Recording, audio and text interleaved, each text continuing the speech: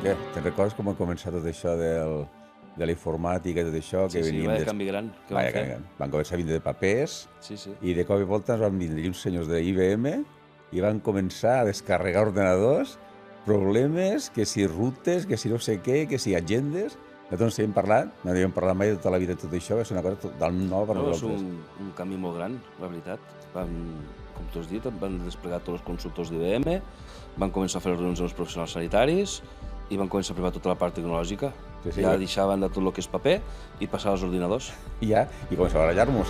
Sí.